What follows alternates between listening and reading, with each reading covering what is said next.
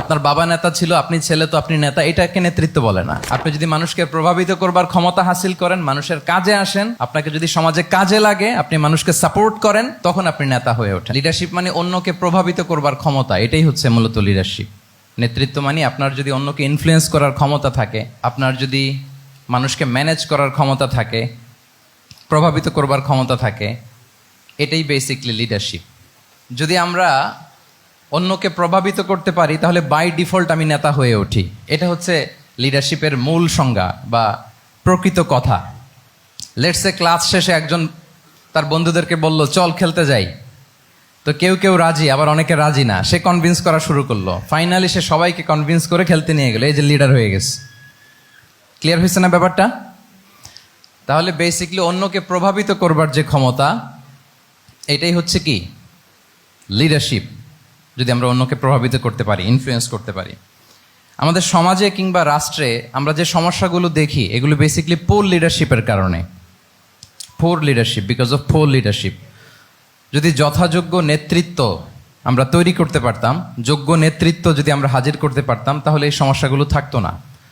আমরা আল্লাহ রাসূল সাল্লাল্লাহু আলাইহি ওয়া আলিহি ওয়াসাল্লামের নেতৃত্বের গুণাবলীগুলো, যদি ওনার যে লিডারশিপ ট্রেডস, লিডারশিপ ফিচার্সগুলো আছে, এগুলো যদি আমরা খেয়াল করি, তাহলে দেখবো যে এগুলো দিয়ে তিনি পুরো একটা জাতি, একটা ভূখণ্ডের জীবনধারা পাল্টে দিয়েছিলেন। তাহলে নেতৃত্বের দিক থেকে অ্যাজ এ লিডার তিনি কতটা সফল, এটা খুব ক্লিয়ার আমাদের কাছে। আমরা এখন দেখার চেষ্টা করব যে রাসূল সাল্লাল্লাহু আলাইহি ওয়াসাল্লামের লিডারশিপটা আসলে কোন ধরনের লিডারশিপ ছিল, কোন ধরনের নেতৃত্ব ছিল, এবং সেখান থেকে বর্তমান সময়ে আমরা কি করে যুগোপযোগী নেতৃত্ব তৈরি করতে পারি। প্রথম যেটা বলতে হবে সেটা হচ্ছে আল্লাহ রাসূল সাল্লাল্লাহু আলাইহি ওয়া আলিহি ওয়াসাল্লামের নেতৃত্বটা ছিল সার্ভেন্ট লিডারশিপ। সার্ভেন্ট লিডারশিপ মানে হচ্ছে কাজের মধ্য দিয়ে নেতা হওয়া। বেসিক্যালি আপনি যখন মানুষের কাজে লাগবেন বা কাজে আসবেন, তখনই আপনি নেতা। যদি আপনাকে সমাজে কোনো কাজে না লাগে, সমাজে যদি আপনি রেলেভেন্ট হতে না পারেন, কাউকে সাপোর্ট করতে না পারেন, গাইড করতে না পারেন, তাহলে তো নেতা হয়ে ওঠা আপনার পক্ষে সম্ভব হবে না। তাহলে যদি কাজে লাগা যায় মানুষের, আপনি যদি কাজে লাগেন, আপনি যদি মানুষের উপকারে আসেন, তাহলে by default you are a leader.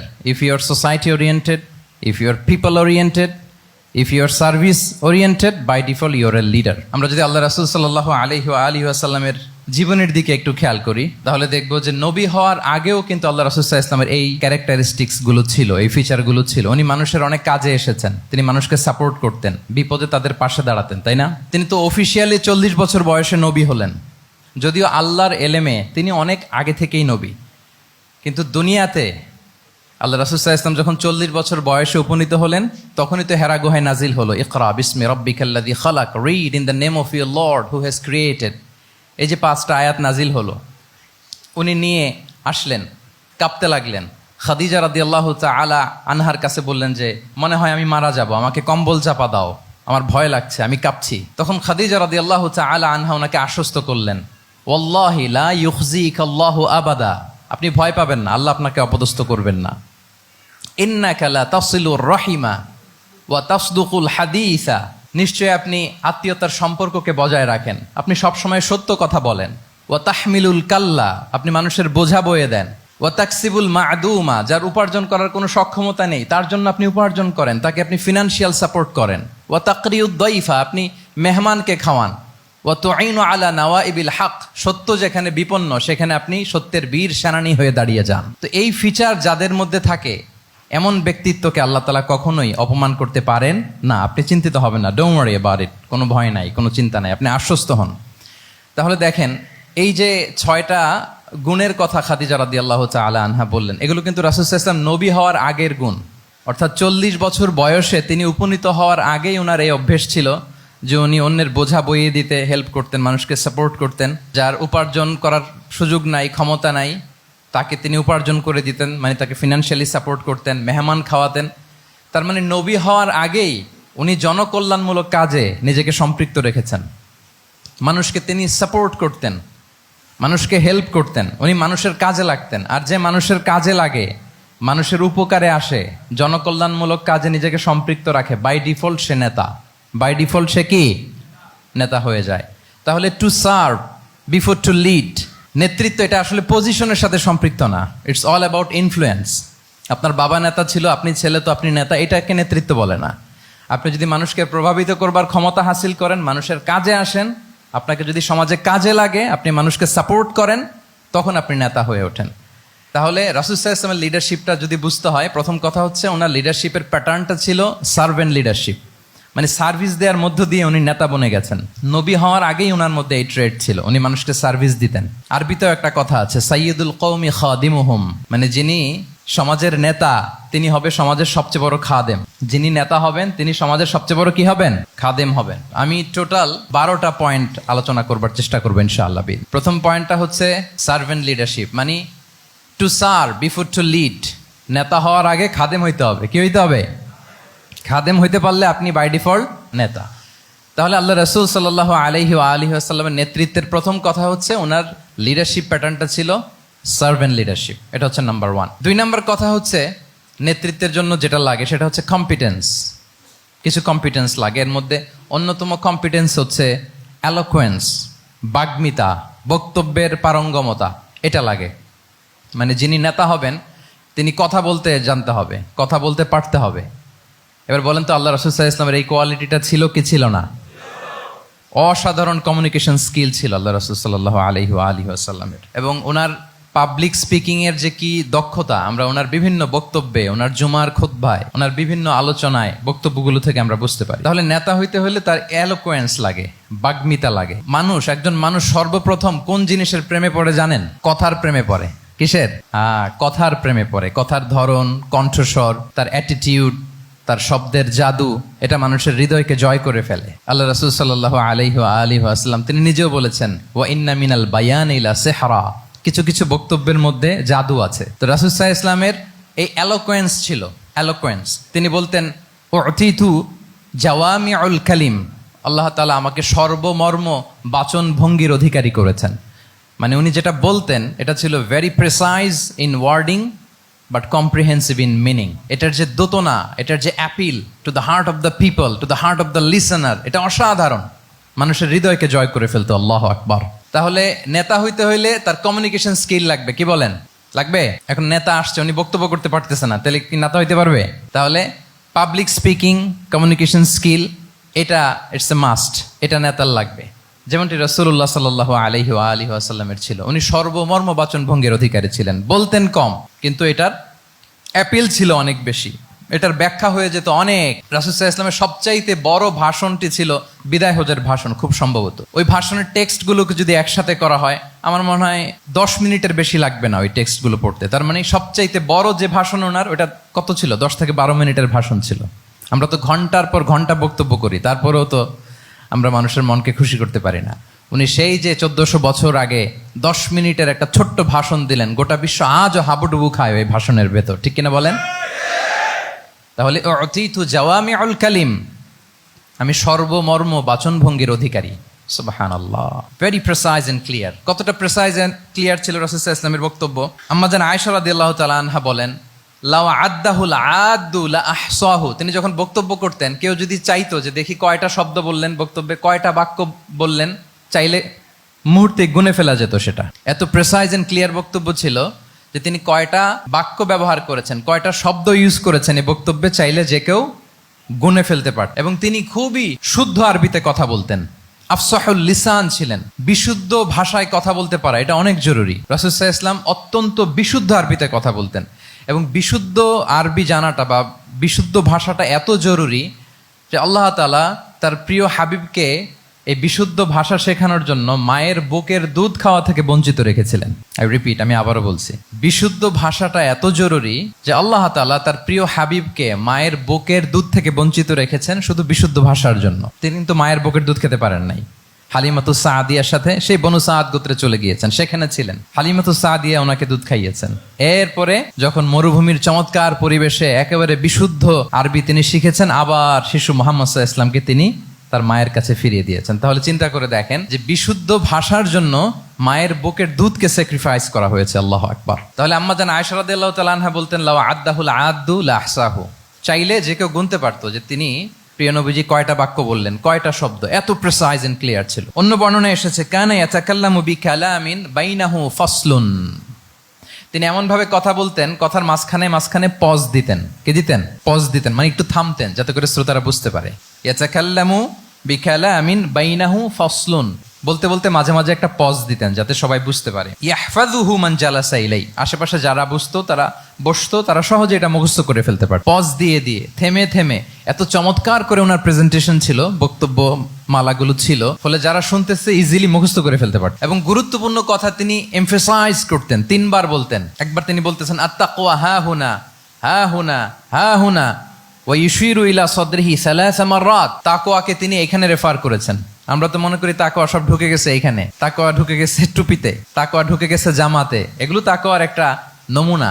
কিন্তু আল্লাহ রাসূল সাল্লাল্লাহু আলাইহি ওয়াসাল্লাম বলেছেন তাকওয়া এখানে এখানে এখানে, এভাবে 3 বার তিনি ইঙ্গিত করেছেন। গুরুত্বপূর্ণ কথাকে তিনি এভাবে এমফেসাইজ করতেন। মাঝে মাঝে এমন আবেগঘন বক্তব্য উপস্থাপন করতেন, সাহাবারা অশ্রুসিক্ত হতো। ওয়াজিলাত মিনহাল কুলুব যারাফাত মিনহাল উয়ুন, সাহাবারা বলতেন যে আমরা অশ্রুসিক্ত হতাম, আমাদের হৃদয় বিগলিত হতো, এত চমৎকার মর্মস্পর্শী বক্তব্য তিনি করতেন। এটা প্রেক্ষাপটের আলোকে। আবার যুদ্ধের ময়দানে যখন কমান্ড করতেন তখন আলা সাউতু ওয়াশতাদ্দা গদাবু, তিনি রেগে যেতেন, উঁচু কণ্ঠে তিনি কথা বলতেন, মনে হচ্ছে একজন সেনাবাহিনীর কমান্ডার তার ব্যাটালিয়নকে কমান্ড করছেন। আল্লাহু আকবার। তাহলে বক্তব্যের যত দিক হতে পারে, স্লো মোশনে তেজস্বী বক্তব্য, খুব জ্বালাময়ী বক্তব্য, আবার মর্মস্পর্শী বক্তব্য, সব ধরনের বক্তব্য তিনি করতেন। সুবহানাল্লাহ। তাহলে এলোকোয়েন্স, 2 নাম্বার হচ্ছে এলোকোয়েন্স। কম্পিটেন্সের খুব গুরুত্বপূর্ণ একটা অংশ হচ্ছে এলোকোয়েন্স, বাগ্মিতা। এটা একজন নেতার থাকা চাই। কি বলেন? একজন নেতার এরকম বক্তব্য দিতে জানতে হবে না? আল্লাহ রাসূল সাল্লাল্লাহু আলাইহি ওয়া আলিহি ওয়াসাল্লাম তিনি ঠিক এইভাবে বক্তব্য করতেন। মাঝে মাঝে তিনি ইমোশনাল ইন্টেলিজেন্স ইউজ করতেন, মানে আবেগ অনুভূতিকে নাড়িয়ে দিয়ে শ্রোতাকে প্রভাবিত করে ফেলা। স্পিরিচুয়াল ইন্টেলিজেন্স বা ইমোশনাল ইন্টেলিজেন্স তিনি বক্তব্যের মধ্যে ব্যবহার করতেন। এমনভাবে তিনি নাসিহাত করতেন, এমনভাবে কথা বলতেন, মানুষের আবেগ অনুভূতিকে তিনি নাড়িয়ে দিতেন। আল্লাহু আকবার। ছোট্ট একটা উদাহরণ এখানে আমি হাজির করি। আপনারা হুনাইনের যুদ্ধের কথা নিশ্চয়ই শুনেছেন। কত হিজরিতে হয়েছিল? 8ম হিজরি। তার মানে মক্কা বিজয়ের ইমিডিয়েট পরেই, কয়েক সপ্তাহ পরেই তো হুনাইনের যুদ্ধ হয়েছিল। তো এই হুনাইনের যুদ্ধে অনেক ওয়ার বুটিজ মুসলমানদের করতলগত হয়েছিল, মানে অনেক গানিমাত, অনেক সম্পদ ওনারা যুদ্ধ শেষে যুদ্ধলব্ধ সম্পদ হিসেবে পেয়েছিলেন। 24,000 উট, প্রায় 40,000 ভেড়া, এত পরিমাণ গানিমত যখন রাসূল সাল্লাল্লাহু আলাইহি ওয়াসাল্লাম পেলেন, তিনি এগুলো বন্টন করতে শুরু করলেন। কিন্তু রাসূল সাল্লাল্লাহু আলাইহি ওয়াসাল্লাম তিনি বন্টন করতে যে আনসারি সাহাবীদেরকে, অর্থাৎ মদিনার যে সাহাবারা, তাদেরকে কিছুই দিলেন না, বরং তিনি মক্কার সাহাবাদেরকে দিলেন, অন্যান্য গোত্রের লোকদেরকে দিলেন, আশেপাশের সবাইকে দিলেন, কিন্তু দিলেন না কাদেরকে? আনসারি সাহাবীদেরকে। তো ফলে এত বিশাল ওয়ার বুটিজ, এর মধ্যে থেকে কিছুই আনসারিরা পেল না। ওনাদের মধ্যে ক্ষোভের জন্ম নিল। ক্ষোভ থেকে ওনারা সমালোচনা করতে আরম্ভ করলেন আল্লাহ রাসূল সাল্লাল্লাহু আলাইহি ওয়াসাল্লামের। এবং সমালোচনা করতে করতে এটা এমন পর্যায়ে চলে গেল, এক পর্যায়ে তারা বলতে আরম্ভ করলো যে আমরা ওনার জন্য জান দিলাম, জীবন দিলাম, আজকে উনি এত সম্পদ পেয়ে সব নিজ এলাকার লোকদের মাঝে বন্টন করে দিল, এটা কি ঠিক করলো উনি? আল্লাহ তাআলা আল্লাহর নবীকে ক্ষমা করুক। মানে কেমন যেন রাসূল একটা ভুল করে ফেলছেন, রাসূল সাল্লাল্লাহু আলাইহি ওয়াসাল্লাম ওনাদেরকে দিতে বাধ্য ছিলেন, এটা যেহেতু দেন নাই, আল্লাহ তার রাসূলকে ক্ষমা করুক, এরকম একটা কথা তারা বলে ফেললেন। এটা তো অনেক বড় কথা। আল্লাহ রাসূল সাল্লাল্লাহু আলাইহি ওয়া আলিহি ওয়াসাল্লাম যখন এই কথা শুনলেন, তখন তিনি আনসারী সাহাবীদেরকে জড়ো করে একটা গেট টুগেদার করে এমন ইমোশনালি ওনাদেরকে কাবু করলেন, ইমোশনাল ইন্টেলিজেন্স ইউজ করলেন। এখানে তারা এসেছিল ক্ষোভ নিয়ে, অসন্তোষ নিয়ে, পরে সবাই কান্না করে রাসূল সাল্লাল্লাহু আলাইহি ওয়াসাল্লামের কাছে ক্ষমা চেয়ে সেই মজলিস থেকে উঠতে বাধ্য হয়েছে। তিনি সবাইকে ডেকে বললেন, ইয়া মা'আশারাল আনসার আলাম আতিকুম দুল্লালান ফাহাদাকুমুল্লাহ ওয়া আলাতান ফাআগনাকুমুল্লাহ ওয়া আ'দাআন ফাআল্লাফাল্লাহু বাইনা কুলুবিকুম। চমৎকার চমৎকার এক্সপ্রেশন, যে ওহে আনসাররা, আমি কি তোমাদেরকে পথভ্রষ্ট পাইনি, পথহারা পাইনি? আমার ওসিলায় তোমরা হেদায়েতের দেখা পেয়েছো। আমি কি তোমাদেরকে নিঃস্ব পাইনি? আমার ওসিলায় তোমরা সমৃদ্ধ হয়েছো, সম্পদশালী হয়েছো। আমি কি তোমাদেরকে যুদ্ধরত অবস্থায় পাইনি? আউস খাজরাজ তোমরা তো ফাইট করতেছিলে ইচ আদার। আমি যে তোমাদের মধ্যে সম্প্রীতি আর ভালোবাসার মেলবন্ধনে তোমাদেরকে একত্রিত করে দিলাম। আওয়াজাতুম ফি আনফুসিকুম ফি লুআআতিম মিনাদ দুনিয়া, আর দুনিয়ার সামান্য কিছু জিনিসের কারণে তোমরা মনে কষ্ট পাচ্ছ, যেটা দিয়ে আমি কিছু মুসলিমদের হৃদয়কে আকৃষ্ট করছিলাম। তা আল্লাফতু বিহা কওমান লিউসলিমু ওয়া ওয়াকালতুকুম ইলা ইসলামিকুম। আমি কিছু মুসলিমদেরকে এগুলো দিয়ে তাদের হৃদয়টাকে ইসলামের প্রতি আরো অ্যাট্রাক্টেড করতেছিলাম, আর তোমাদেরকে তোমাদের ইসলামের উপরই আমি ছেড়ে দিয়েছি। আমি জানি আমার আনসাররা, তাদের হৃদয়ে যে ইসলাম আছে এটাই তাদের জন্য যথেষ্ট। আমা তারদাউনা আইয়াযহাবান নাসু বিশ-শাতি ওয়াল বাঈর ওয়া তারজিউনা বিরাসূলিল্লাহি ফি রিহালিকুম। Won't you be happy that people go back to their country with sheep and camel, and you go back to your country with Rasulullah? Allahu Akbar. তো তোমরা কি এতে খুশি হবে না মানুষ উট আর ভেড়া নিয়ে তাদের এলাকায় ফিরবে, আর তোমরা আল্লাহর রাসূলকে নিয়ে তোমাদের এলাকায় ফিরবে? এরকম একটার পর একটা ইমোশনালি রাসূল সাল্লাল্লাহু আলাইহি ওয়াসাল্লাম যখন আনসার সাহাবীদেরকে কাবু করতে লাগলেন, ওনারা এমনভাবে কান্নার রোল জুড়ে দিল, এমনভাবে অনুতপ্ত হলো, কাঁদতে শুরু করলো।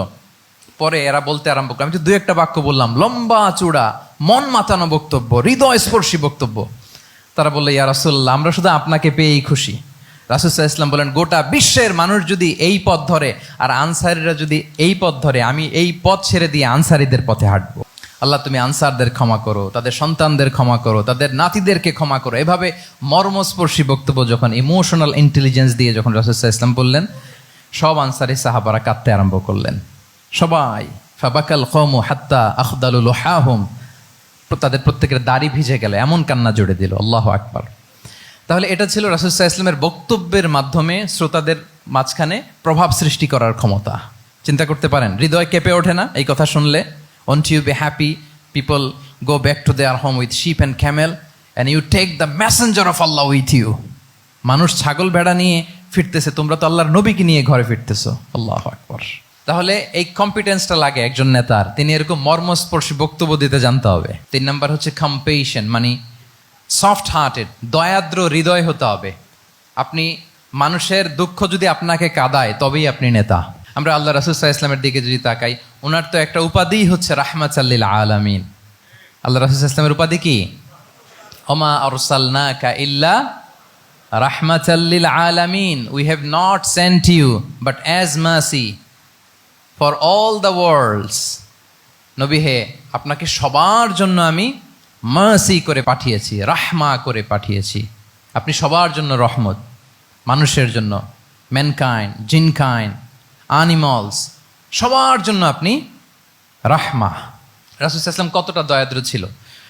আল্লাহ তাআলা অন্য আয়াতে বলছেন, ফাবিমা রাহমাতিম মিনাল্লাহি লিনতা লাহুম ওয়ালাউ কুনতা ফাযযান গালিযাল কলবি লানফাদ্দু মিন হাওলিক। নবী হে, লিনতা লাহুম, সবার জন্য আপনি সফট হার্টেড হয়েছেন আল্লাহর অনুগ্রহে। যদি আপনি সফট হার্টেড না হয়ে আপনি যদি কঠোর হৃদয়ের অধিকারী হতেন, তাহলে এখন লোকেরা যেমনি আপনাকে ঘিরে রাখে, আপনার চারিপাশে সবাই ঘিরে রাখতো না।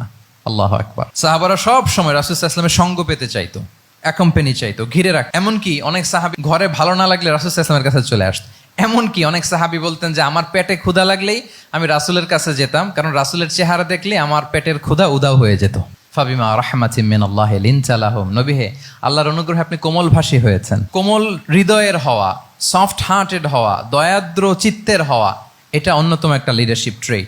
এত দয়াদ্র ছিলেন, আল্লাহ তাআলা বলছেন, ফালাআল্লাকা বাখিউন নাফসাকা আলা আসারিহিম ইল্লাম ইউমিনু বিহাযাল হাদীসি আসাফা। রাসূল সাল্লাল্লাহু আলাইহি ওয়াসাল্লাম বারবার মক্কার কুরাইশদের কাছে যেত, বারবার কাফিরদের কাছে যেত, যেন তারা ঈমান আনে, যেন তারা খারাপ রাস্তা ছেড়ে দিয়ে ভালো রাস্তায় আসে। বারবার চিন্তা করতো যে ইস, কেন তারা লা ইলাহা পড়ে না, কেন তারা সত্যের পথে ফিরে আসে না। হায় রে, একটুর জন্য তো তারা সামান্য আমার কথাটা শুনলেই তো বেঁচে যেত, ইস একটু আমার কথা মানলেই তো জাহান্নাম থেকে বেঁচে যেত। এরকম অস্থির হয়ে তাদের পেছনে ছুটতেন।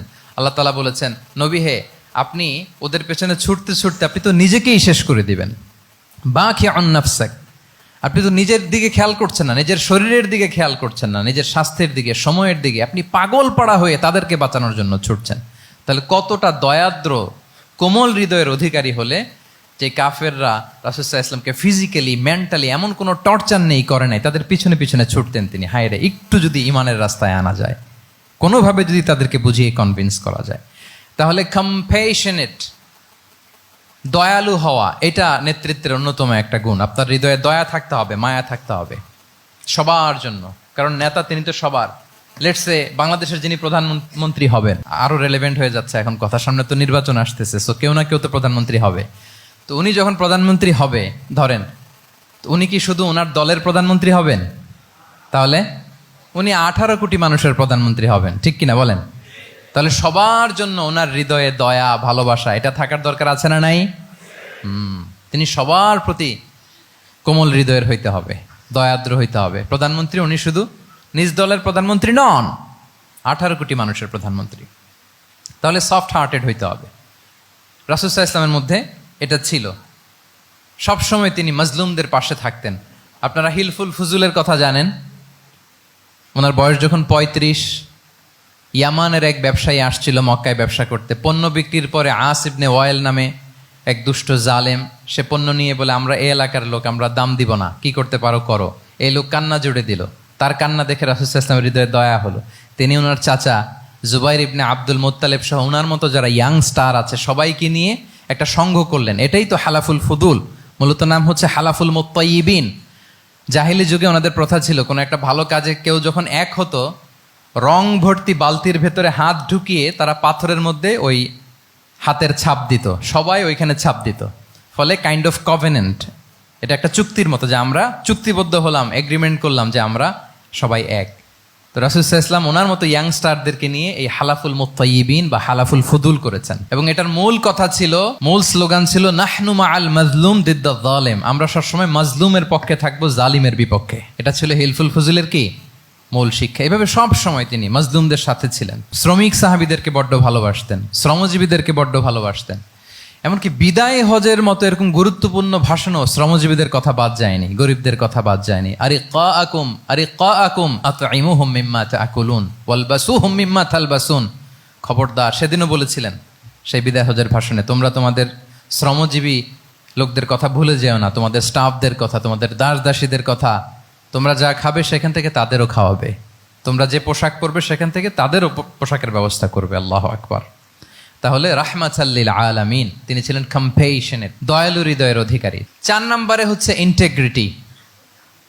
ইন্টেগ্রিটি মানে সততা, নৈতিকতা থাকতে হবে। এটা অন্যতম একটা লিডারশিপ ট্রেট। এটার বড় ক্রাইসিস এখন ইন্টিগ্রিটির। রাসূল সাল্লাল্লাহু আলাইহি ওয়াসাল্লামের লিডারশিপটা ছিল এথিক্যাল লিডারশিপ, কিন্তু এইটার অনেক বড় ক্রাইসিস আমাদের সমাজে, আমাদের নেতৃত্বের মাঝে। কি বলেন? নৈতিকতার ঘাটতি আছে না? নৈতিকতা বিবর্জিত নেতৃত্ব, এটা দিয়ে কিছুই হয় না। একটা জাতির ধ্বংসের জন্য নৈতিকতা বিবর্জিত নেতৃত্বই যথেষ্ট। এজন্য নৈতিকতা লাগবে, ইন্টিগ্রিটি, সততা। আমরা যদি আল্লাহ রাসূল সাল্লাল্লাহু আলাইহি ওয়াসাল্লামের নেতৃত্বের দিকে তাকাই, ওনার সততা, ওনার সত্যবাদিতা, ওনার আমানতদারিতা নিয়ে যদি আমরা একটু সিরাতের পরতে পরতে খেয়াল করি, এমনকি নবী হওয়ার আগে যদি খেয়াল করি, তাহলে দেখব যে মক্কার লোকেরা আল্লাহ রাসূল সাল্লাল্লাহু আলাইহি ওয়াসাল্লামকে আস-সাদিক, আল আমিন উপাধিতে ভূষিত করেছেন। সুবহানাল্লাহ, মানে সত্যবাদী, ট্রুথফুল এন্ড ট্রাস্টওয়ার্দি। স্বয়ং মক্কার লোকেরা, মক্কার মুশরিকরা রাসূল সাল্লাল্লাহু আলাইহি ওয়াসাল্লামকে উপাধি দিয়েছিলেন আল আমিন। কি উপাধি দিয়েছিলেন? আল আমিন। তার মানে কখনো মিথ্যা বলেননি, কখনো আমানতের খেয়ানত করেননি। যখন আয়াত নাজিল হলো ওয়া আনজির আশিরাতাকাল আকরাবিন, হে নবী আপনি আপনার নিকট আত্মীয়দেরকে সতর্ক করুন জাহান্নামের আযাবের, তিনি সাফা পাহাড়ের চূড়ায় উঠে গেলেন, ডাকতে আরম্ভ করলেন, ও মক্কার লোকেরা, ও আমার আত্মীয়রা, আমি যদি বলি এই পাহাড়ের পেছনে একদল ঘোড় সাওয়ার সশস্ত্র ব্যাটালিয়ন তোমাদেরকে এখনই অ্যাটাক করবে, তোমরা কি বিশ্বাস করবে? আকুনতুম মুসাদ্দিকিয়া, আমার কথা বিশ্বাস করবে? মক্কাবাসী এক বাক্যে কি বলেছিল জানেন? তারা বলেছিল নাম, অবশ্যই বিশ্বাস করবে। কেন বিশ্বাস করবে? বলে যে মা জাররাবনা আলাইকা ইল্লা সিদকা, we have never ever experienced a single lie from you in our life. আমরা জীবনে কোনোদিন তোমার মিথ্যা বলতে শুনি নাই। আল্লাহু আকবার। কি নিঃসংকোচ স্বীকৃতি এলাকার লোকদের। এইটা আমাদের সমাজে অনেক বড় ক্রাইসিস, আমানতদারিতা, ট্রাস্টওয়ার্দিনেস। সো এখান থেকে আমাদের শিখতে হবে, অনেক কিছু রিভাইজ করতে হবে আমাদেরকে। এই যে নতুন বাংলাদেশের চমৎকার সময় এসেছে, আর 54 বছরও হয়তো আমরা এই সুযোগ পাবো না। এজন্য আমাদেরকে শিখতে হবে রাসূল সাল্লাল্লাহু আলাইহি ওয়াসাল্লামের যে ইন্টিগ্রিটি, ওনার যে ট্রাস্টওয়ার্দিনেস, এই আমানতদারিতা থেকে আমাদেরকে শিখতে হবে। তাহলে নেতাকে আস্থার জায়গা তৈরি করে নিতে হয়। রাসূল সাল্লাল্লাহু আলাইহি ওয়াসাল্লাম এটা ধীরে ধীরে তৈরি করেছেন। আপনারা জানেন যে উনি নবুয়তের আগে পার্টনারশিপে বিজনেস করতেন খাদিজা রাদিয়াল্লাহু তাআলা আনহার সাথে, মানে খাদিজা রাদিয়াল্লাহু তাআলা আনহার ইনভেস্টমেন্ট আর উনি শ্রম দিতেন। তো উনি সিরিয়াতে গিয়েছেন পণ্য নিয়ে, মালামাল নিয়ে। ওনার ব্যবসা বাণিজ্যের ধরন কেমন এটা দেখবার জন্য খাদিজা রাদিয়াল্লাহু তাআলা আনহা ওনার এক বান্ধবীকে পাঠিয়েছিলেন ওই ক্যারাভ্যানে, ওই কাফেলায়। নাম ছিল মাইসারা। তো মাইসারাকে বলেছে, মাইসারা তুমি দেখবা যে টাকা পয়সা আবার উল্টাপাল্টা করে কিনা, ঠিকঠাক মতো ব্যবসা করে কিনা, আমার huge investment, on behalf of me তুমি এই ক্যারাভ্যানে থাকবে আর দেখবে যে মোহাম্মদ ঠিকঠাক বিজনেসটা করে কিনা। আল্লাহু আকবার। মাইসারা এই সফর শেষে এসে খাদিজা রাদিয়াল্লাহু তাআলা আনহার কাছে এমন পজিটিভ রিভিউ দিয়েছে, এই রিভিউ শুনেই খাদিজা রাদিয়াল্লাহু তাআলা আনহা বিষ্ণু ইসলামকে বিয়ে করার জন্য রাজি হয়ে গেছেন। আলহামদুলিল্লাহ। মাইসারা এসে রিভিউ দিতে লাগলো যে মোহাম্মদ সে সবার চেয়ে আলাদা সাল্লাল্লাহু আলাইহি ওয়াসাল্লাম। তার ওঠা বসা, তার চলন বলন, তার কথন, তার ডিলিংস, তার লেনদেন সব আলাদা, অসাধারণ তিনি। মাইসারার রিভিউ শুনে আল্লাহু আকবার, খাদিজা রাদিয়াল্লাহু তাআলা আনহা তিনি অবাক হয়ে গেলেন এবং তিনি বিয়ের প্রস্তাব পাঠালেন। রাসূল সাল্লাল্লাহু আলাইহি ওয়াসাল্লামের এই আমানতদারিতায় মুগ্ধ হয়ে কি করলেন? বিয়ের প্রস্তাব পাঠালেন। তাহলে কি পরিমাণে ট্রাস্টওয়ার্দিনেস ওনার ছিল। আরো মজার ব্যাপার হচ্ছে মক্কার কুরাইশরা, মক্কার লোকেরা রাসূল সাল্লাল্লাহু আলাইহি ওয়াসাল্লামের কাছে এসে আমানতের সম্পদ গচ্ছিত রাখতো। আবু জাহেলের কাছে রাখতো না, উতবা, শাইবা, ওয়ালিদ ইবনে মুগিরা কারো কাছে রাখতো না। খেয়াল করে দেখেন, দল করে আবু জাহেলের, দল করে কার? কিন্তু আমানত রাখে কার বাসায়? কি অবাক করা কাণ্ড না? কর্মী হচ্ছে আবু জাহেলের, কিন্তু আমানতের সম্পদ রাখে কার কাছে? মুহাম্মদ সাল্লাল্লাহু আলাইহি ওয়াসাল্লামের বাসায়। রাসূল সাল্লাল্লাহু আলাইহি ওয়াসাল্লাম যেদিন হিজরত করবেন, উনি সাইয়েদনা আলী রাদিয়াল্লাহু তাআলা আনহুকে অ্যাসাইন করে গিয়েছেন যে আলী তুমি থাকো, তুমি কয়েকদিন পরে মদিনায় হিজরতে যাবা, আমার কাছে যত আমানতের সম্পদ আছে এগুলো তুমি আগে বিলি করে তারপরে যাবে। রাসূল সাল্লাল্লাহু আবু বকর রাদিয়াল্লাহু তাআলা আনহুকে নিয়ে চলে গেলেন। আলী রাদিয়াল্লাহু তাআলা আনহুর টানা 3 দিন লেগেছে যে ডেপোজিটগুলো রাসূল সাল্লাল্লাহু আলাইহি ওয়াসাল্লামের কাছে ছিল, আমানতের যেই জিনিসগুলো ছিল এগুলো বন্টন করতে সাইয়েদনা আলী রাদিয়াল্লাহু তাআলা আনহু 3 দিন সময় নিয়েছেন। 3 দিন, এত পরিমাণ আমানতের সম্পদ রাসূল সাল্লাল্লাহু আলাইহি ওয়াসাল্লামের কাছে ছিল। আল্লাহু আকবার। তাহলে এই আমানতদারিতা, সততা, অনেস্টি, ট্রাস্টওয়ার্দিনেস এটা অনেক জরুরি নেতৃত্বের জন্য। নেতা হতে চাইলে তাকে আমানতদার হইতে হবে। যদি একজন ট্রু লিডার কেউ হতে চায় তার মধ্যে আমানতদারিতা চাই। কি চাই? আমানতদার। তাহলে ইন্টিগ্রিটি। 5 নম্বরে হচ্ছে গুড ইন্টারাকশন উইথ ফলোয়ার্স। নেতার তার ফলোয়ারের সাথে কি লাগবে? ভালো ইন্টারাকশন লাগবে, সুন্দর একটা সম্পর্ক লাগবে, ভালো বোঝাপড়া চাই। একজন ভালো নেতৃত্বের বৈশিষ্ট্য হচ্ছে নেতা তার ফলোয়ারের সাথে কি করবে? ইন্টারেক্ট করবে। এখানেই বস আর লিডারের মধ্যে পার্থক্য। বস কি করে? অর্ডার করে শুধু। বসের কাজ হচ্ছে এই ডুজ অ্যান্ড ডোন্টস বলে দেয়, এইটা করা যাবে ওইটা করা যাবে, মানে অর্ডার করে, ডিরেক্ট করে। কিন্তু লিডার কি করে? গাইড করে, মেন্টরিং করে, ইন্সপায়ার করে, মোটিভেট করে। So here is the difference between leader and boss. তাহলে বসই হওয়া যাবে না। নেতা হইতে চাইলে বসই হওয়া যাবে না। You have to interact with your followers. আপনার ফলোয়ারের সাথে ইন্টারাকশন লাগবে, তবেই আপনি নেতা। আমরা দেখি রাসূল সাল্লাল্লাহু আলাইহি ওয়াসাল্লামের কেমন ইন্টারাকশন ছিল। রাসূল সাল্লাল্লাহু আলাইহি ওয়াসাল্লাম যে কোনো বড় ডিসিশনে সাহাবাদের সাথে কনসালটেশন করতেন, পরামর্শ করতেন, তারপরে সিদ্ধান্ত নিতেন। ওয়াশাবিরহুম ফিল আমর, এই আয়াতের ভিত্তিতে তিনি সবার সাথে কি করে নিতেন? সাহাবাদের সাথে পরামর্শ করে নিতেন। আপনারা দ্বিতীয় হিজরির যে বদরের যুদ্ধের কথা জানেন, বদরের প্রান্তরটা মদিনা থেকে প্রায় 130 কিলো দক্ষিণ পশ্চিমে। তো ওখানে গেলেন মদিনা থেকে। তিনি যাওয়ার পরে এক জায়গায় তিনি সেনা ক্যাম্প স্থাপন করলেন। স্থাপন করার পরে হাব্বাব ইবনুল মুনজির রাদিয়াল্লাহু তাআলা আনহু তিনি জিজ্ঞেস করলেন, ইয়া রাসূলুল্লাহ, এই যে আপনি এই জায়গায় বদরের প্রান্তরে সেনা শিবির স্থাপন করলেন, সেনা ক্যাম্প স্থাপন করলেন, এটা কি আল্লাহর দেখিয়ে দেয়া কোনো জায়গা নাকি আপনার ইচ্ছায়? তিনি বললেন, আমানজিলান আনসালাকাল্লাহু লাইসা লানা আন নাতাকদ্দামাহু ওয়ালা নাতাআখারা আনহু। এটা কি একেবারে ফিক্সড আল্লাহর পক্ষ থেকে ওহী যে এখানেই শিবির স্থাপন করতে হবে, নাকি আমহুয়া রায়ু ওয়াল হারবু ওয়াল মাকিদা, নাকি এটা যুদ্ধের কৌশল হিসেবে আপনি নিজ থেকে করেছেন? রাসূল সাল্লাল্লাহু আলাইহি ওয়াসাল্লাম বললেন, না, এটা কোনো ওহী না। আমার কাছে মনে হয়েছে, আমার যে অ্যানালিসিস, আমার মনে হয়েছে বদরের যুদ্ধে এখানেই আমাদের পজিশনিংটা হইলে ভালো হয়। হাব্বাব ইবনে মুনজির রাদিয়াল্লাহু তাআলা আনহু বলেন, না, ইদান লাইসা হাযা বিমানসিল ইয়া রাসূলুল্লাহ, তাহলে এইখানে যদি আপনার নিজ থেকে আপনি এটা ডিসাইড করেন, আমি আপনার অনুমতিক্রমে বলতে চাই ইয়া রাসূলুল্লাহ, এটা সুন্দর জায়গা হয়নি। সুন্দর জায়গা হয়নি? তাহলে কোথায়? হাব্বাব বললেন, ওইখানে, ওই যে বদরের একটা কুয়া আছে, এখানে পানির সোর্স আছে। আমরা যদি ওইখানে একটা ব্লকেট দিয়ে দাঁড়াতে পারি, তাহলে কোরাইশরা এসে আর পানি খেতে পারবে না। ওরা পানি না খেয়েই মরবে, যুদ্ধেও মরবে, পানির অভাবেও মরবে। আল্লাহু আকবার। এক মুহূর্ত দেরি করলেন না রাসূল সাল্লাল্লাহু আলাইহি ওয়াসাল্লাম। এই অপিনিয়ন পাওয়ার সাথে সাথেই বললেন, এই সেনা ক্যাম্প এখান থেকে উঠে হাব্বাব যেখানে বলেছে ওইখানে যে সেনা শিবির স্থাপন করো। 1 সেকেন্ডও দেরি করেন নাই। তাহলে কোনো ইগোইস্টিক ঝামেলা ছিল না। ভেরি অ্যাকোমোডেটিভ ছিলেন রাসূল সাল্লাল্লাহু আলাইহি ওয়াসাল্লাম। আমরা অনেক সময় নতুন কোনো কথা শুনলে, কোনো রিফর্ম শুনলে, শ্রোতাদের মধ্যে থেকে কিছু একটা শুনলে আটকে উঠি, চেঞ্জ করতে চাই না, রিজিড হয়ে থাকে। এই রিজিডিটি রাসূল সাল্লাল্লাহু আলাইহি ওয়াসাল্লামের মধ্যে ছিল না। ভেরি অ্যাকোমোডেটিভ ছিলেন, ইজিলি ওপেন আপ করতে পারতেন। মুহূর্তেই বলেন, ঠিক আছে, আমি যেখানে করেছি আসলে ঠিক হয় না। হাব্বাব যেখানে বলেছে সবাই ওখানে যে সেনা ক্যাম্প স্থাপন করো। আল্লাহু আকবার। উনি চাইলে বলতে পারতেন, এই হাব্বাব, তুমি কি আমার চেয়ে বেশি বুঝো? আমি তো নবী, তুমি আমার উম্মাহ, আমার কাছে ওহী আসে। কোনো ধরনের আর্গুমেন্টে না যে সরাসরি রাসূল সাল্লাল্লাহু আলাইহি ওয়াসাল্লাম এটাকে মেনে নিলেন। আল্লাহু আকবার। তাহলে এই যে ইন্টারাকশন, দেখেন কত চমৎকার ইন্টারাকশন ছিল সাহাবীদের সাথে রাসূলুল্লাহ সাল্লাল্লাহু আলাইহি ওয়া আলিহি ওয়াসাল্লামের। তাহলে good interaction with your followers, এটা জরুরি। আমরা যদি খন্দকের ঘটনা দেখি, খন্দকের যে পরীক্ষা খনন করা হয়েছিল, এটা কিন্তু কোনো মদিনার বা মক্কার কোনো আরাবিয়ান সাহাবাদের কাছ থেকে এই পরামর্শ আসেনি। এসেছে কার কাছ থেকে? সালমান আল ফারিসি। বাড়ি কই? সেই ইরান, ইয়ামান না, ইরানে, উনি হি ওয়াজ পার্সিয়ান, উনি ইরান থেকে আসছে। তাহলে ইজিলি তিনি সাহাবিদের কাছ থেকে চমৎকার অপিনিয়ন আসলে সেটাকে পিক করতেন এবং তাদের সাথে চমৎকার ইন্টারাকশন ছিল। সাহাবিদের সাথে, ফলোয়ারদের সাথে ওনার কতটা গভীর ইন্টারাকশন ছিল, ছোট্ট একটা হাদিস বলে, হাদিসটা সহিহ মুসনাদে আহমদ ইবনে হাম্বালে এসছে, আমি এই পয়েন্টটা শেষ করছি। রাসূল সাল্লাল্লাহু আলাইহি ওয়াসাল্লামের যুগে এক সাহাবী ছিল, তার নাম ছিল জাহির ইবনে হারাম আল আশজাঈ। জাহির, সাহাবীর নাম কি? সবাই বলুন, কি নাম? জাহির রাদিয়াল্লাহু তাআলা আনহু। উনি মদিনায় থাকতেন না, উনি মরুপল্লীতে থাকতেন, মানে বেদুইন ছিলেন আর কি। মদিনা তো শহর, সিটি, উনি সিটিতে থাকতেন না, উনি থাকতেন মরুপল্লীতে। ওখানে তিনি অর্গানিক ফলমূল শাকসবজি চাষ করতেন। রাসূল সাল্লাল্লাহু আলাইহি ওয়াসাল্লাম ওনার এই অর্গানিক ফলমূল আর শাকসবজি খুব পছন্দ করতেন, ফলে উনি প্রায় সেই মরুপল্লী থেকে রাসূল সাল্লাল্লাহু আলাইহি ওয়াসাল্লামের জন্য অর্গানিক ফ্রেশ ফ্রুট আর শাকসবজি মদিনায় নিয়ে আসতেন এবং এগুলো ফ্রিতে দিতেন রাসূল সাল্লাল্লাহু আলাইহি ওয়াসাল্লামকে অ্যাজ এ গিফট। উপহার হিসেবে রাসূল সাল্লাল্লাহু আলাইহি ওয়াসাল্লামকে মরুপল্লী থেকে চাষ করে আনা ফলমূল শাকসবজি দিতেন, আর কিছু শাকসবজি ফলমূল তিনি মদিনার বাজারে বিক্রি করতেন। তো একবার তিনি এসে রাসূল সাল্লাল্লাহু আলাইহি ওয়াসাল্লামকে অর্গানিক এই ফ্রুটগুলো দিয়ে বাকিগুলো মদিনার বাজারে বিক্রি করতেছেন। রাসূলুল্লাহ সাল্লাল্লাহু আলাইহি ওয়াসাল্লাম বাজার ভ্রমণে গেলেন, যে দেখে ওই তো জাহের, উনি আবার কানা রজুলান দামিমান, একটু কুৎসিত দেখতে, একটু খাটো কুৎসিত শ্যামবর্ণের ছিলেন। তো ওনাকে দেখেই রাসূল সাল্লাল্লাহু আলাইহি ওয়াসাল্লাম পিছন থেকে এরকম ঝাপটে ধরলেন।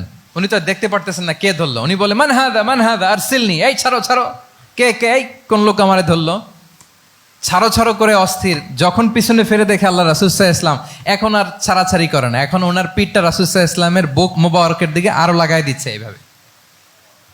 সুবহানাল্লাহ।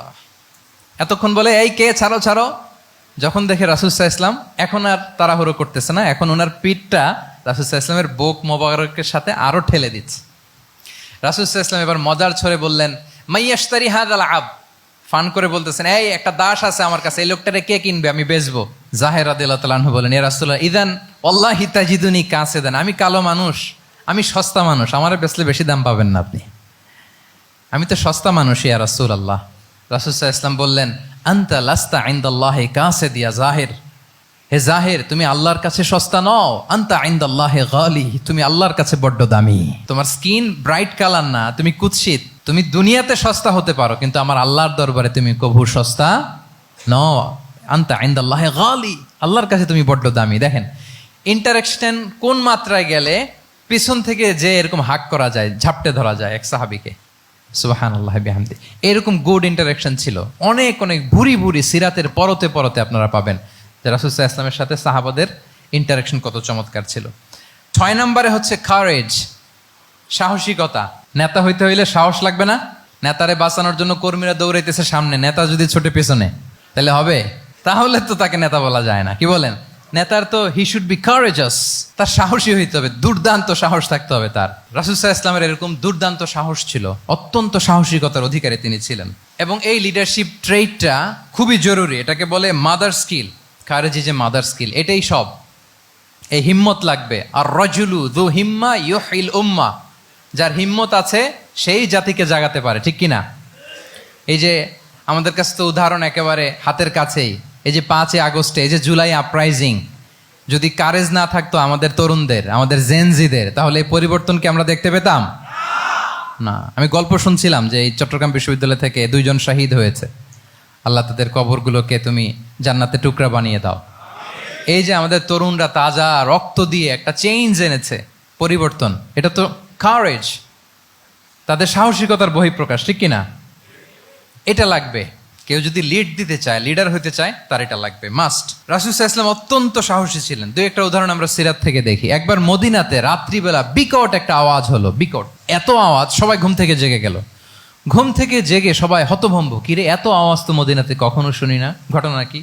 কেউ ঘোড়া নিয়ে, কেউ উট নিয়ে, কেউ খচ্চর নিয়ে, কেউ এমনি খালি পায়ে ছুটতে আরম্ভ করলো আওয়াজের দিকে, দেখি যাই কোথায় কি হলো। সবাই ছুটতে ছুটতে মাঝপথে যেয়ে দেখে রাসূল সাল্লাল্লাহু আলাইহি ওয়াসাল্লাম আওয়াজ কোথায় হয়েছে, কোত্থেকে হয়েছে দেখে ফিরে আসতেছে আর বলতেছে, লান তুরাউ, ডোন্ট ওয়ারি, আরে ভয় নাই ভয় নাই, দেখে আসছি আমি, আল্লাহু আকবার, ভয় নাই, আমি দেখে আসছি, এভরিথিং ইজ ফাইন দেয়ার, সব ঠিক আছে, যাও ফিরো ফিরো মদিনায় ফিরো। সবাই ভয় পেয়ে ঘোড়া টোরা ওট হাঁকিয়ে ছুটতে আরম্ভ করছে। অনেক দূর যাওয়ার পরে দেখে রাসূল সাল্লাল্লাহু আলাইহি ওয়াসাল্লাম আবু তালহা রাদিয়াল্লাহু তাআলা আনহুর একটা খুবই ক্ষিপ্ত ঘোড়া নিয়ে উনি দেখে ভিজিট করে ফিরে আসতেছেন। সুবহানাল্লাহ। তাইলে বিপদ ঘটলে নেতা থাকতে হবে কই, সামনে না পেছনে? আমাদের নেতারা থাকে কই? নাকি পেছনেও খুঁজে পাওয়া যায় না? It's a big crisis. নেতা থাকবে কোথায়? Front liner. Leader should be front liner. উনি তো লিড দিবে, নেতৃত্ব দিবে। এখন ওনারা যদি খুঁজে পাওয়া না যায় তাহলে থাকবে কিছু না। এই যে শিখতে হবে আমাদের, যেমনটা রাসূল সাল্লাল্লাহু আলাইহি ওয়াসাল্লাম করলেন। বিকট আওয়াজ, উনি আগে চলে গেছে, কাউকে না বলে দেখে ডেকে চলে আসতেছে। আল্লাহু আকবার। হুনাইনের যুদ্ধে এক পর্যায়ে মুসলমানরা পর্যদুস্ত হয়ে যাচ্ছিল, আপনারা অনেকে জানেন।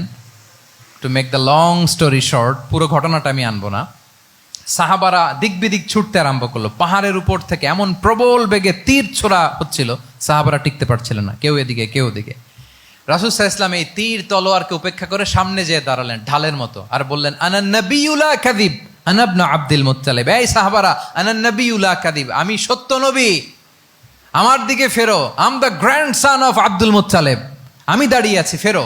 রাসূল সাল্লাল্লাহু আলাইহি ওয়াসাল্লামের যখন এই সাহসী স্টেটমেন্ট তারা পেলেন, আবার আল্লাহু আকবার ধ্বনি নিয়ে সাহাবারা সামনের দিকে এগিয়ে গেছেন। এই যে আগালেন, আর পিছু ফিরলেন না, হুনাইন জয় করেই ছাড়লেন। আল্লাহু আকবার। তাহলে ইতিহাসের পরতে পরতে, সিরাতের পরতে পরতে আমরা দেখবো যে রাসূল সাল্লাল্লাহু আলাইহি ওয়াসাল্লাম হি ওয়াজ এ হাইলি কারেজাস, অনেক সাহসী একজন ব্যক্তিত্ব ছিলেন, অত্যন্ত সাহসী পুরুষ ছিলেন। তাহলে নেতা হইতে হইলে তার কি লাগবে? সাহসিকতা লাগবে, তার তো লিড দিতে হবে ফ্রন্ট লাইন থেকে। এবং কাপুরুষতা, ভীরুতা, এটা থেকে রাসূল সাল্লাল্লাহু আলাইহি ওয়াসাল্লাম পানা চেয়েছেন। আল্লাহুম্মা ইন্নী আউযু বিকা মিনাল হাম্মি ওয়াল হাযান ওয়া আউযু বিকা মিনাল আজজি ওয়াল কাসাল ওয়া আউযু বিকা মিনাল জুবনি ওয়াল বুখল। জুবন মানে কি? ভীরুতা, কাপুরুষতা। হে আল্লাহ, আমি ভীরুতা থেকে, কাপুরুষতা থেকে পানাহা চাই। আমরা যেন কাপুরুষ না হই, আমরা যেন ভীরু না হই, আমরা যেন সত্যের বীর সেনানী হয়ে আবু সাঈদের মতো এরকম দুই হাত প্রসারিত করে দাঁড়াতে পারি, ঠিক কিনা? এই যে কারেজাস আবু সাঈদ, হ্যাঁ, is the icon of courage of Bangladesh. কি বলেন? এই যে বুক টান টান করে যে হাত দুইটা প্রসারিত করে দাঁড়ালো, আল্লাহু আকবার। গোটা বিশ্ব এখন তাকে আইকনিক ফিগার হিসেবে মেনে নিস। কি বলেন? গোটা বিশ্ব তাকে চিনছে, তার জন্য দোয়া করছে। তাহলে courage, it's an essential leadership trade, এটা লাগবে প্রিয় ভাইয়েরা। আল্লাহ তাআলা এই কারেজ, এই সৎ সাহস দিয়ে আমাদেরকে ধন্য করুক। 7 নম্বরে হচ্ছে কনফ্লিক্ট রিজলভিং এবিলিটি, বিরোধ নিষ্পত্তি করার মতো যোগ্যতা থাকতে হবে নেতার। অর্থাৎ নেতা হইতে হবে এমন যে বিরোধকে নিষ্পত্তি করে দিতে পারে, মিটমাট করে দিতে পারে, ঝগড়া লাগলে মিটায় দিতে পারে। এটা গুরুত্বপূর্ণ কোয়ালিটি না নেতার জন্য? কি বলেন? রাসূল সাল্লাল্লাহু আলাইহি ওয়াসাল্লামের কিন্তু এটা ছিল, বিরোধ নিষ্পত্তি করা।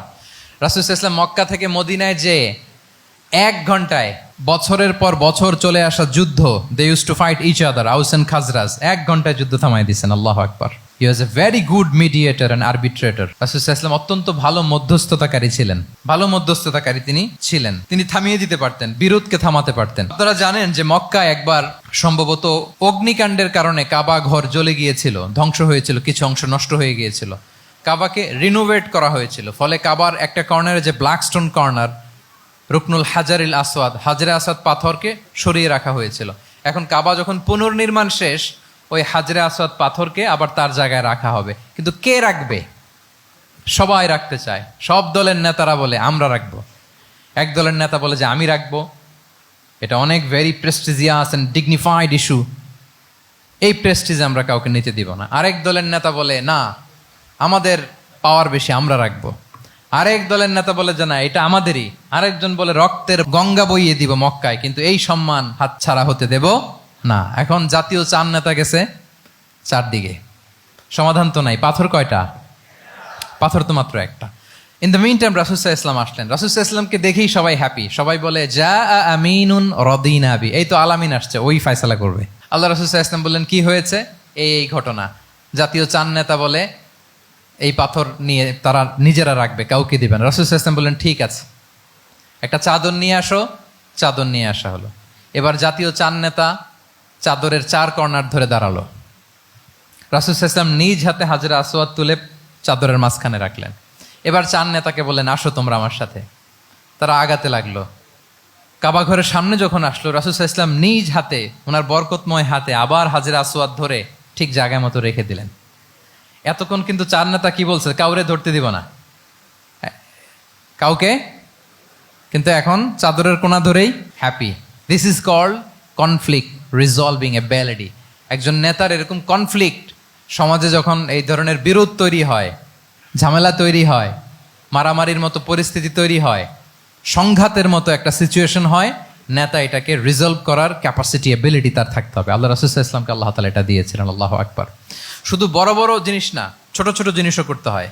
লেটস সে নিজ দলের নেতা কর্মীদের মধ্যে মারামারি, নিজ দেশের ভেতরে মারামারি, দেশের সাথে প্রতিবেশী দেশের বিরোধ, রিজিওনাল সুপার পাওয়ার হলে আশেপাশের অনেকগুলো দেশের মধ্যে বিরোধ, আপনাকে নেতা হয়ে এগুলো মিটমাট করে দিতে হবে। সুপার পাওয়ার যদি হয়ে যান, গোটা বিশ্বের যেখানে ঝামেলা লাগে, দেখেন না বড় বড় মোরলরা কি করে, ওই কাতারে বসে বসে ওই আফগানিস্তান, তারপর ওই ইসরায়েল, কাতার মিলাই দিচ্ছে, দেখেন না এগুলো নিউজে আপনারা। This is called conflict resolving ability. কনফ্লিক্টকে রিজলভ করতে জানতে হয়। রাসূল সাল্লাল্লাহু আলাইহি ওয়াসাল্লাম এরকম রাষ্ট্রীয় পর্যায়ে, বড় বড় সামাজিক পর্যায়ে, এমনকি ফ্যামিলি অ্যাফেয়ার্সের মধ্যে যত বিরোধ লাগতো রাসূল সাল্লাল্লাহু আলাইহি ওয়াসাল্লাম মিলাই দিতেন। আল্লাহু আকবার। ফ্যামিলি কাউন্সিলিং, এজন্য প্রত্যেক ইমাম খতিবদের এই কাউন্সিলিং এর উপর ট্রেনিং নেওয়া দরকার। আমাদের পরিবারগুলো ভেঙে যাচ্ছে, পরিবারগুলো কি হচ্ছে, ভেঙে যাচ্ছে। আমি পশ্চিমা দেশে আমাদের অনেক স্কলারদের দেখেছি যারা ইমাম এবং খতিব, তাদের আলাদা করে উইকলি 7 ঘন্টা 8 ঘন্টা 10 ঘন্টা এরকম রাখতে হয় ফ্যামিলি কাউন্সিলিং এর জন্য।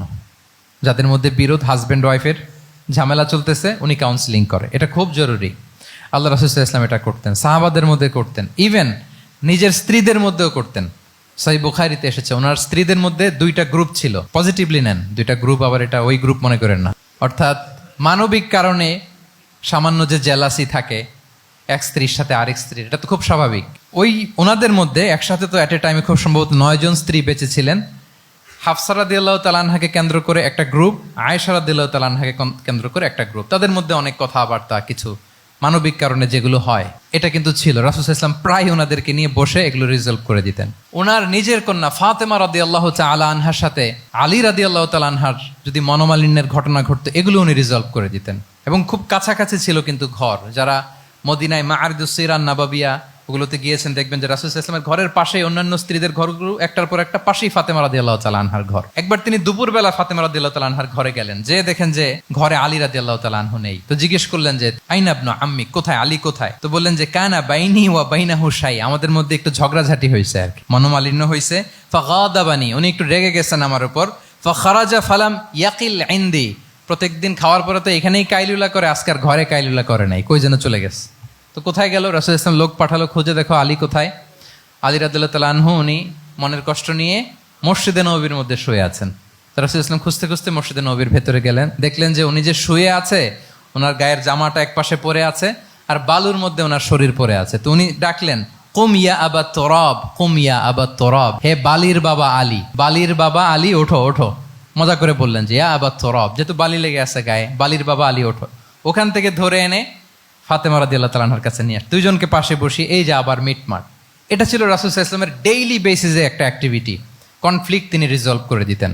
সহিহ বুখারীতে একটা অধ্যায় আছে, কিতাবুস সুলহি ফিল বুখারীতে আছে কিতাবুস সুলহ, এটার নাম, অধ্যায়টার নাম হচ্ছে কিতাবুস সুলহ, মানে মীমাংসা করে দেওয়ার অধ্যায়। একটা পরিচ্ছেদ আছে, পরিচ্ছেদের নাম হচ্ছে বাবু কওলিল ইমামি লি আসহাবিহি ইযহাবু বিনা নুসলিহ বাইনাহুম। রাসূল সাল্লাল্লাহু আলাইহি ওয়াসাল্লাম প্রায় বলতেন যে আমাকে নিয়ে যাও, আমি মিলাই দিব। ঝগড়া ঝাঁটি মারামারির কথা শুনলে রাসূল সাল্লাল্লাহু আলাইহি ওয়াসাল্লামের বিখ্যাত ডায়লগ এটা। উনি বলতেন, আরে ঝগড়া, ইযহাবু বিনা, আমি আছি, আমারে নিয়ে যাও, আমি মিলাই দিব।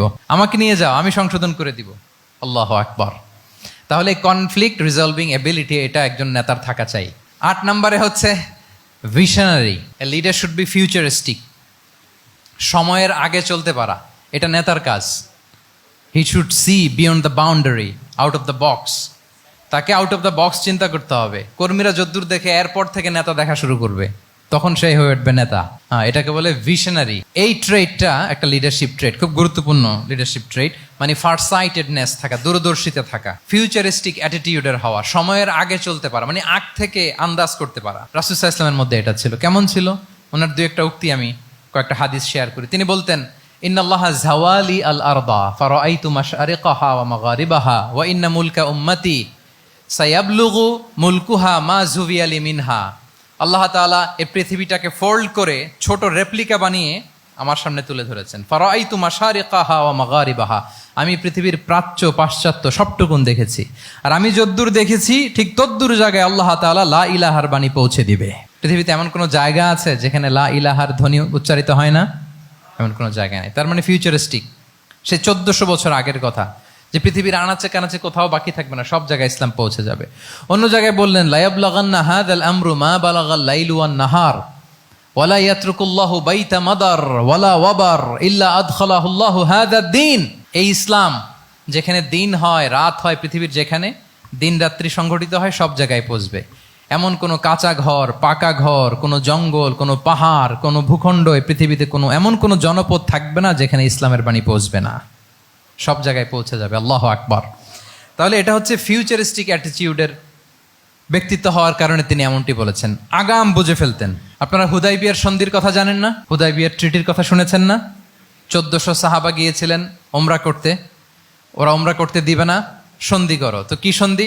বলে যে রসুলুল্লাহ লেখা যাবে না, মোহাম্মদ রসুল্লাহ, নো রসুল্লাহ, রসুল্লাহ কাটো।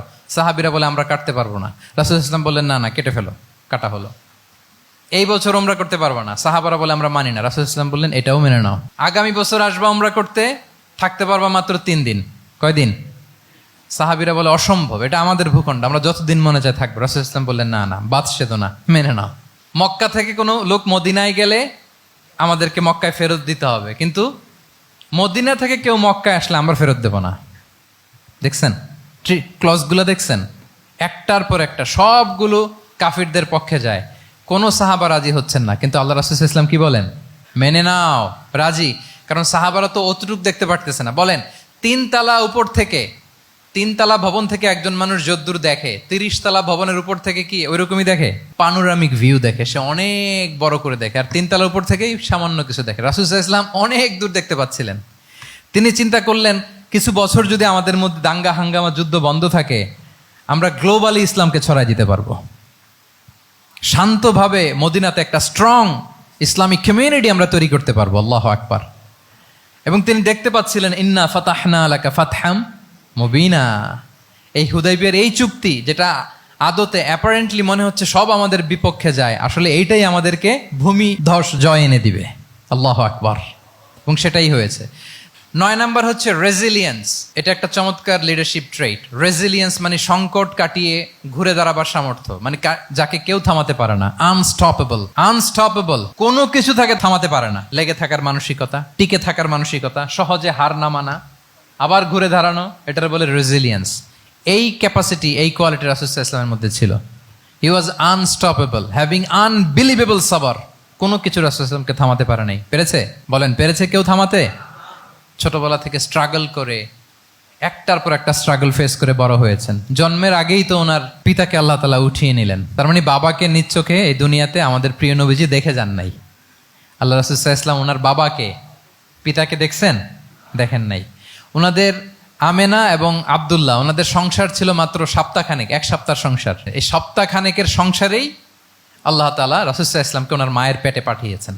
আব্দুল্লাহ চলে গেলেন ব্যবসায়, ফিরে আসার পথে ওখানেই মারা গেলেন, ইয়াসরিবে। তার মানে জন্মের আগেই বাবাকে হারালেন, ইয়াতিম হয়ে দুনিয়াতে আসলেন। এরপরে মাকে হারালেন, এরপরে দাদাকে হারালেন, এরপরে চাচাকে হারালেন। Physically, mentally torture, emotionally traumatise করার যত ধরন আছে কাফিররা করেছে, কোনো কিছু রাসূল সাল্লাল্লাহু আলাইহি ওয়াসাল্লামকে থামাতে পেরেছে? ওনার লাইফ থ্রেট ছিল। হিজরতের রাতে তো আল্লাহ তাআলা বললেন আজই যেতে হবে, না হলে হত্যার ষড়যন্ত্র হচ্ছে, ব্ল্যাক ম্যাজিক করা হয়েছে।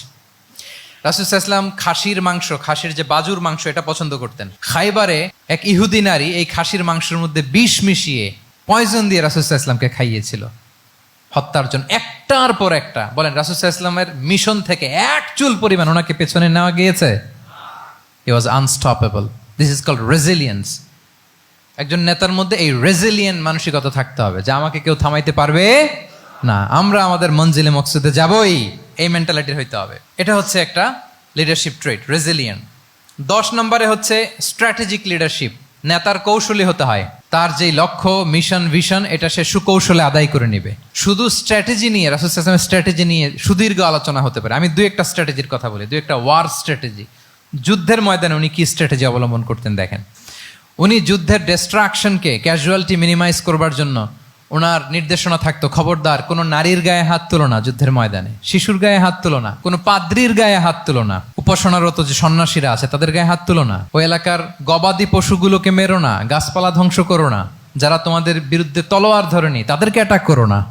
আল্লাহু আকবার, হোয়াট এ স্ট্র্যাটেজি! এবং যুদ্ধ চলাকালীন সময়ে সব সৈনিককে উনি এক জায়গায় মোতায়েন করতেন না, 5 ভাগে ভাগ করে নিতেন। ডান পাশে মাইমানা, বাম পাশে মাইসারা, সামনে হচ্ছে মুকাদ্দিমাতুল জাইশ, মাঝখানে কালব, পেছনে খালফ। এইভাবে 5টা ব্যাটালিয়নে ভাগ করে তারপরে তিনি যুদ্ধ পরিচালনা করতেন। What a war strategy! বদরের যুদ্ধে যখন পৌঁছলেন মদিনা থেকে 130 কিলোমিটার দূরে, দূরে আফসা দেখা যায়, মরিচিকার মধ্যে দেখা যায় ওই যে মুশরিকরা ওখানে আসছে, কিন্তু তারা কতজন এটা তো বোঝা যায় না। তো কিছু ছেলে এই মরুভূমিতে থাকে, ওদেরকে পানি সরবরাহ করে। এদেরকে রাসূল সাল্লাল্লাহু আলাইহি ওয়াসাল্লাম জিজ্ঞেস করলেন যে কুরাইশরা যে আসছে তারা সংখ্যায় কত? এটা না জানলে তো উনি ওনার ওয়ার স্ট্র্যাটেজি ঠিক করতে পারবেন না, যুদ্ধের কৌশল। তো এরা বলে নাহনু লা নাদরি, আমরা জানি না কত। এখন এটা কিভাবে তিনি বের করবেন? সংখ্যায় তারা কত এটা তো আমাকে ফাইন্ড আউট করতে হবে। রাসূল সাল্লাল্লাহু আলাইহি ওয়াসাল্লাম বলেন যে ওরা কি খায়? বলে যে প্রতিদিন ওট জবাই করে খায়। তো রাসূল সাল্লাল্লাহু আলাইহি ওয়াসাল্লাম বলেন যে প্রতিদিন কয়টা ওট লাগে? বলে যে ইয়াউমান তিসআন ওই ইয়াউমান আশরান। 2 দিন হয়েছে আসছে, তো প্রথম দিন দেখলাম 9টা জবাই করছে, আজকে দেখছি 10টা জবাই করছে। রাসূল সাল্লাল্লাহু আলাইহি ওয়াসাল্লাম বললেন ইদান আল কওমু মা বাইনা আত-তিসআমিয়া ওয়াল আলফ। তাহলে ওরা 900 থেকে 1000 এর মধ্যে। সুবহানাল্লাহ। এবার বলেন বদরের যুদ্ধে কুরাইশদের সংখ্যা ছিল কত? আল্লাহু আকবার, হোয়াট এ ওয়ার স্ট্র্যাটেজি! নমুনা দেখে বুঝে ফেলছেন কতজন তারা। এইভাবে রাসূল সাল্লাল্লাহু আলাইহি ওয়াসাল্লাম ওনার স্ট্র্যাটেজি নির্ধারণ করতেন। লোকেশন শেয়ার করতেন না। সুবহানাল্লাহ। কোথায় যাবেন বলতেন না, চলো চলো বলে ছুটতেছেন। কোথায় যাবেন উনি জানেন। অ্যাটাক করবেন এই দিকে, ডান দিকে। অ্যাটাক করবেন কোন দিকে? কিন্তু মদিনা থেকে বের হতেন বাম দিক দিয়ে। অ্যাটাক করবেন উত্তরে, মদিনা থেকে বের হতেন কোন দিক দিয়ে? দক্ষিণ দিক দিয়ে। যে রাতে হিজরত করবেন মদিনা উত্তর দিকে, উনি দক্ষিণ দিকে চলে গেছেন গারে সাউরে 3 দিন থেকে আগে, ওরা যাতে বুঝতে না পারে। সুবহানাল্লাহ। এটা ছিল রাসূল সাল্লাল্লাহু আলাইহি ওয়াসাল্লামের ওয়ার স্ট্র্যাটেজি। এবং সবাই যেই পথে মক্কা থেকে মদিনা যায় উনি কিন্তু ওই পথে যাননি। ক্যারাভেনগুলো, কাফেলাগুলো যেই পথে মক্কা থেকে মদিনায় ইউজুয়াল রুট যেটা, যাননি। সাওয়াহেলি পথে, সাগরের পাশ দিয়ে স্পেশাল একজন গাইড ভাড়া করে তিনি গিয়েছেন। আল্লাহু আকবার। This is call strategy. তাহলে স্ট্র্যাটেজিক লিডারশিপ লাগবে। একজন নেতার স্ট্র্যাটেজিক প্ল্যানিং ঠিক করা লাগবে। এটা তাকে সামনের দিকে আগাতে অনেক সহায়তা করবে। 11 নাম্বার, প্র্যাকটিক্যাল উইজডম, অর্থাৎ প্রজ্ঞা থাকতে হবে। একজন নেতা যে ডিসিশনগুলো সে মেক করবে এটা প্রজ্ঞায় সুসজ্জিত হইতে হবে। আল্লাহ রাসূল সাল্লাল্লাহু আলাইহি ওয়া আলিহি ওয়াসাল্লামের যতগুলো সিদ্ধান্ত ছিল, কাজ ছিল, কোনোটাই প্রজ্ঞা থেকে খালি ছিল না, সবগুলো ছিল প্রজ্ঞায় সমৃদ্ধ। ভুরি ভুরি উদাহরণ হাজির করা যেতে পারে। আমি 2টা উদাহরণ দিই। মাক্কি জীবনের একটা উদাহরণ দিই। রাসূল সাল্লাল্লাহু আলাইহি ওয়াসাল্লাম মক্কাতে নবুয়তের 5ম বৎসরে যখন নও-মুসলিম সাহাবাদের উপর অত্যাচারের মাত্রা মারাত্মক বেড়ে গেল, রাসূল সাল্লাল্লাহু আলাইহি ওয়াসাল্লাম সাহাবাদেরকে হিজরতে পাঠালেন। বলেন তো কোথায় পাঠিয়েছিলেন? সবাই বলুন। আবিসিনিয়াতে, বর্তমান ইথিওপিয়া, ইরিত্রিয়া, ওই এরিয়াতে আবিসিনিয়াতে তিনি পাঠালেন। বললেন যে দেয়ার ওয়াজ এ জাস্ট কিং আসহামা নেগাস। বললেন যে ওখানে আবিসিনিয়াতে যাও, ওখানে আসহামা নামে নাজ্জাশী একজন বাদশা আছে, খুব ভালো। তাদেরকে পাঠালেন নবুয়তের 5ম বৎসরে। যেতে লাগলো, এক এক সময় এক এক সাহাবী যায়, যে ওখানে বড় একটা বেস তৈরি হলো, মুসলিম কমিউনিটি তৈরি হলো। এরপর 13 বছর পরে মাক্কি জিন্দেগির 13 বছর শেষ করে নবুয়তে রাসূল ইসলাম কোথায় চলে গেলেন? মদিনায়। মদিনায় যে রাসূল ইসলাম একটা ইসলামী স্টেট তিনি প্রতিষ্ঠা করলেন। 1ম হিজরি যায়, 2য় হিজরি যায়, একটার পর একটা যুদ্ধ যায়, মুসলিম কমিউনিটি বাড়ে, কমপ্লিট ইসলামিক স্টেট হয়ে যায়। কিন্তু ওই আবিসিনিয়া থেকে ওই গ্রুপ আর ফিরে না। নবুয়তের 5ম বৎসরে যে গ্রুপকে রাসূল সাল্লাল্লাহু আলাইহি ওয়াসাল্লাম জাফর ইবনে আবু তালেবের নেতৃত্বে আবিসিনিয়ায় পাঠিয়েছিলেন, তারা মদিনায় কোন হিজরিতে আসছে জানেন? এইটা যদি কেউ উত্তর দিতে পারে তাহলে বুঝবো he is very genius in সিরাত। 9ম, 7ম?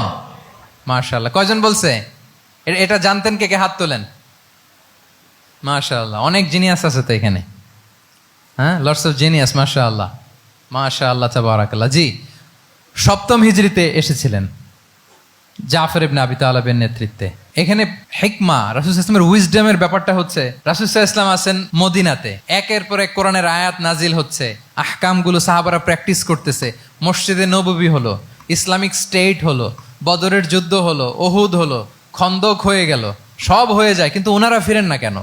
ওনারা ফিরলেন সেই 7ম হিজরিতে খায়বার বিজয়ের পরে।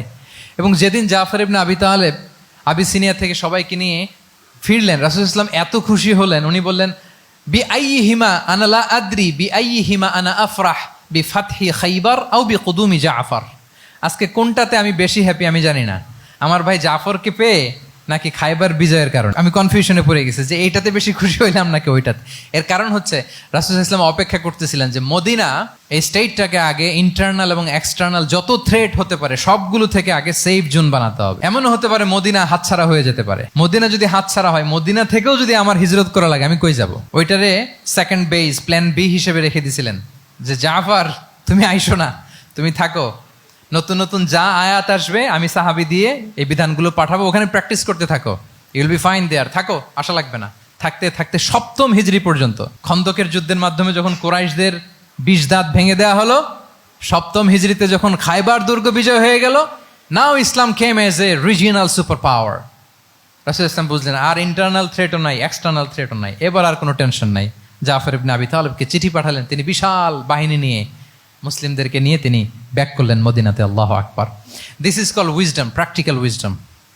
রাসূল সাল্লাল্লাহু আলাইহি ওয়াসাল্লামের এইভাবে এমন কোনো সিদ্ধান্ত নাই যেটার পেছনে প্রজ্ঞা ছিল না, প্রত্যেকটা সিদ্ধান্ত ছিল প্রজ্ঞায় সুসজ্জিত।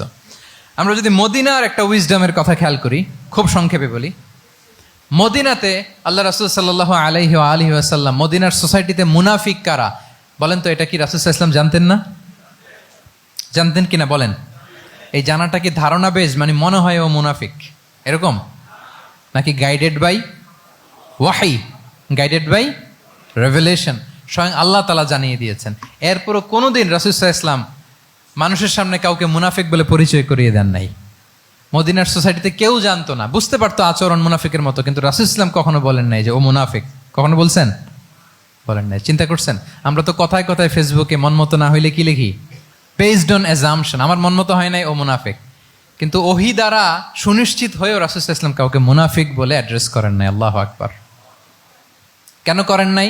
মুসলিম সাহাবারা চটে যাবে, মুনাফিকদেরকে হত্যা করবে, তখন মুশরিকরা, কোরাইশরা, ইহুদিরা কি বলবে? যে মুহাম্মদের অনুসারীরা একে অন্যকে হত্যা করে। কারণ মুনাফিকরা তো অন্য সাহাবীদের মতো তারাও মসজিদে নববীতে এসে রাসূল সাল্লাল্লাহু আলাইহি ওয়াসাল্লামের পেছনে নামাজ পড়তো। অ্যাপারেন্টলি দেখতে তো তারাও মুমিন, দেখতে তারাও কি মুমিন। কখনো রাসূল সাল্লাল্লাহু আলাইহি ওয়াসাল্লাম বলেন না। তবে হুযায়ফা ইবনুল ইয়ামান রাদিয়াল্লাহু তাআলা আনহু নামে একজন সাহাবী, উনি মদিনার গোয়েন্দা বিভাগের প্রধান ছিলেন রাসূল সাল্লাল্লাহু আলাইহি ওয়াসাল্লামের, উনাকে বলে গিয়েছিলেন কারা কারা মুনাফিক, নামের লিস্টটা অ্যাজ এ রেফারেন্স শুধু ওনাকে বলেছিলেন, আর কাউকে বলেন নাই। এজন্য ওমরে ফারুক রাদিয়াল্লাহু তাআলা আনহু যখন মদিনার খলিফা, তখন তিনি কেউ মারা গেলে ওনাকে যখন জানাজার ইমামতির জন্য বলা হতো, উনি দেখতেন যে ওই জানাজায় হুযায়ফা গিয়েছে কিনা। যদি হুযায়ফা ইবনুল ইয়ামান ওখানে যেতেন, উনি ওই নামাজের ইমামতি করতেন। আর যদি দেখতেন ওইখানে হুযায়ফা নাই, ওইখানে ওমরও নাই রাদিয়াল্লাহু তাআলা আনহু, আল্লাহু আকবার, তিনি কৌশলে পাশ কাটিয়ে বলতেন অন্য কেউ এই নামাজের ইমামতি করে দাও, আমি যাব না। আল্লাহু আকবার। তাহলে রাসূল সাল্লাল্লাহু আলাইহি ওয়াসাল্লামের উইজডম দেখেন, তিনি কমিউনিটির মধ্যে ইউনিটি ধরে রাখার জন্য কখনো মুনাফিকদের নাম বাই নেম তাদেরকে চিনতেন, কখনো ডিসক্লোজ করেন নাই। আল্লাহু আকবার। This is called wisdom. 12 নম্বর হচ্ছে, লাস্ট পয়েন্ট হচ্ছে succession management. A good leader produces a good leader, a true leader produces a true leader. একজন ভালো নেতা সে ভালো নেতা তৈরি করে, কি বলেন?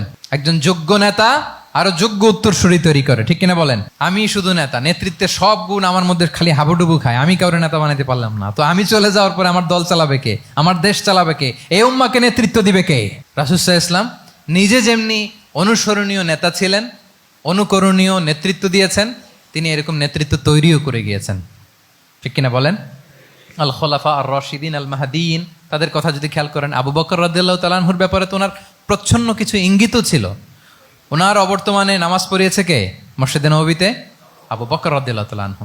ওনার হজ পালনের আগে হজের জন্য পাঠিয়েছিলেন কাকে? নবম হিজরিতে আবু বকর রাদিয়াল্লাহু তাআলা। এগুলো ছিল প্রচ্ছন্ন ইঙ্গিত। এবং সাকিফায়ে বনু সাঈদাতে ওমরে ফারুক বললেন যে আপনাকেই আমরা নেতা মানি, সবাই এক বাক্যে মেনে নিল। আজও ওই জায়গাটা মসজিদে নববীর এক পাশে সাকিফায়ে বনু সাঈদার বড় সাইনবোর্ড আছে, ওখানে বিকেলবেলা আনসারি সাহাবারা বসে গল্প করতেন। ওই জায়গাতে আবু বকর রাদিয়াল্লাহু তাআলা আনহুর খলিফা নির্বাচনের ব্যাপারটা ঘটেছিল। উনি ওসিয়ত করে গিয়েছিলেন ওমরে ফারুক রাদিয়াল্লাহু তাআলা আনহু খলিফা হবেন। ওমরে ফারুককে যখন অ্যাসাসিনেশন করা হলো, উনি একটা প্যানেল করে দিয়ে গেলেন, সেখান থেকে ওসমান রাদিয়াল্লাহু তাআলা আনহু হলেন। ওসমান রাদিয়াল্লাহু তাআলা আনহুর হত্যা পরবর্তী উদ্ভূত পরিস্থিতিতে আলী রাদিয়াল্লাহু তাআলা আনহু হলেন। একজনের চেয়ে আরেকজন শ্রেষ্ঠ, একজনের চাইতে আরেকজনের মানাকে অসাধারণ, অসাধারণ। এই যে নেতৃত্ব রাসূল সাল্লাল্লাহু আলাইহি ওয়াসাল্লাম এটা জীবদ্দশায় তৈরি করেছেন। যার যেখানে ক্যাপাসিটি দেখেছেন তাকে ওই দিকে উদ্বুদ্ধ করেছেন, যার মধ্যে যুদ্ধের ব্যাপারে জ্ঞান দেখেছেন তাকে যুদ্ধের সেনাপতি বানিয়েছেন। Khalid bin Walid, chief of the Muslim military, মুসলিম বাহিনীর সেনাপ্রধান ছিলেন কে? খালিদ বিন ওয়ালিদ। ওনার দিয়ে কখনো কবিতা লিখতে পাঠাইছেন রাসূল সাল্লাল্লাহু আলাইহি ওয়াসাল্লাম, কিন্তু হাসান বিন সাবিতকে দিয়ে কি করছেন? শুধু কি কবিতা লেখানো, ওনার মিম্বরের পাশে মসজিদে নববীতে আরেকটা মিম্বর বানাই দিয়েছেন, স্টেজ, যে তুমি এখানে দাঁড়িয়ে এমন জ্বালাময়ী কবিতা লিখবে যেন গুজবাম হয় মুসলমানদের, জেহাদের ময়দানের জন্য ঝাঁপিয়ে পড়ে। তাহলে খালিদ বিন ওয়ালিদকে দিয়ে এক কাজ করিয়েছেন, হাসান বিন সাবিতকে দিয়ে আরেক কাজ করিয়েছেন। মুআয ইবনে জাবাল রাদিয়াল্লাহু তাআলা আনহু প্রশাসনিক কার্যক্রম ভালো বুঝতেন। মদিনা রাষ্ট্রের সবচাইতে বড় সিনিয়র আমলা ছিলেন মুআয ইবনে জাবাল, ইয়ামানের গভর্নর করে পাঠিয়েছেন। ওনার এটাতে যোগ্যতা ছিল, যার যেখানে তিনি প্রতিভা দেখেছেন ইসলামের কল্যাণে, রাসূল সাল্লাল্লাহু আলাইহি ওয়াসাল্লাম ওই প্রতিভাগুলোকে কাজে লাগিয়েছেন। এইভাবে ওনার সাকসেশন ম্যানেজমেন্টকে উনি গড়ে তুলেছেন। ফলে ওনার পরবর্তীতে বছরের পর বছর ইসলামী নেতৃত্বের হাল ধরতে মুসলিম উম্মার বেগ পেতে হয় নাই, ঠিক কিনা বলেন? তাহলে এ good leader, a true leader produces A good leader. একজন সফল নেতা সে এরকম আরো অনেক সফল নেতৃত্ব তৈরি করে যায়, তাহলেই তার নেতৃত্ব সামনের দিকে আগাতে থাকে। 12টা জিজ্ঞেস করলে বলা যাবে? হ্যাঁ, নোট করে রাখছেন বোধহয় না?